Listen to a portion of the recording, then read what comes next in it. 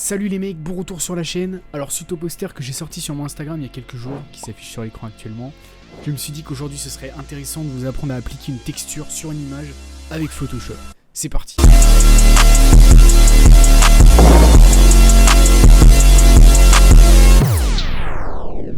Donc tout le tuto va tourner autour des blending modes, mode de fusion en français, donc vous pouvez voir ici, c'est la petite fenêtre qui s'affiche. Alors les options que ce menu propose sont assez complexes à décrire et vous ferez la main dessus avec la pratique dans tous les cas. Mais ce qu'il faut comprendre, c'est que ces menus permettent de jouer sur l'incidence de la couleur d'un calque sur celui ou ceux d'en dessous. Donc voilà, c'est utile dans beaucoup de situations, notamment dans le fait d'appliquer une texture puisque ça va nous permettre de retirer un fond blanc, noir, etc. Vous allez le voir. Alors on va commencer avec le premier exemple que vous avez sous les yeux depuis tout à l'heure, le cas du fond noir. Bon, c'est le cas que vous rencontrerez le plus, je pense, sur internet, même si on en verra d'autres après. Donc pour ce cas-là, on va utiliser dans nos blending modes donc la fonction éclaircir, la section plutôt éclaircir des blending modes.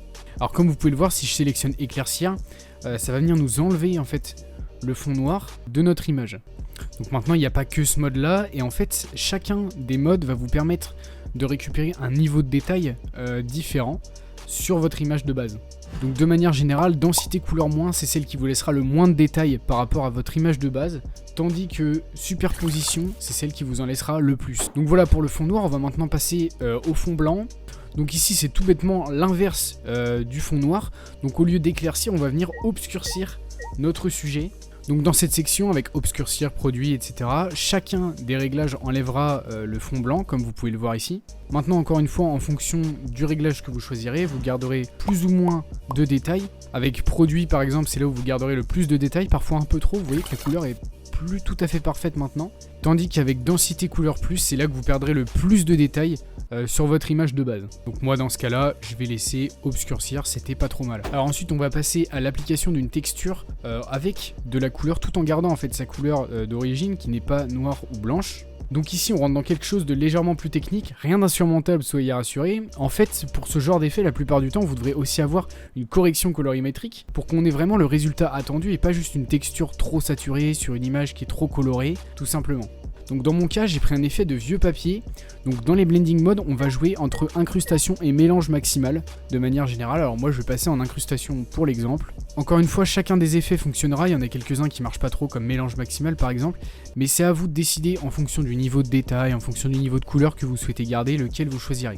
Ensuite dans le menu réglage que moi j'ai en haut, alors si vous l'avez pas c'est tout simplement dans fenêtre puis réglage ici. On va venir chercher teinte saturation, donc cette petite icône là. Alors moi j'en ai déjà préparé une pour l'épisode, à la fois pour l'image et à la fois pour la texture.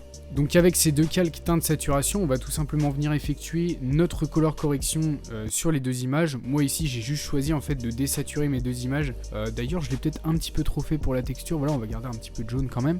Ici on a tout simplement un effet qui passe beaucoup mieux que ici on voit que c'est trop saturé tout simplement. Alors je tenais à vous faire un petit bonus avec les images comme les nuages, les cheveux ou même les explosions par exemple, bien qu'un super tutoriel existe sur cette chaîne pour vous montrer comment on détourne ça.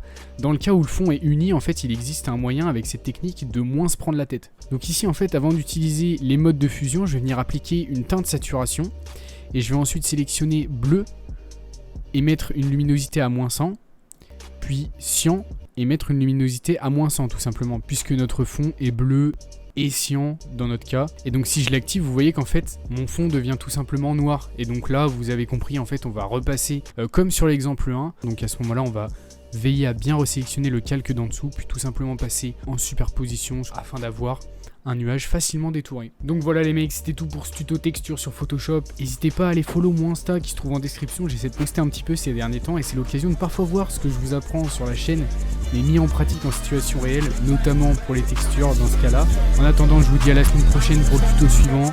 Salut les mecs.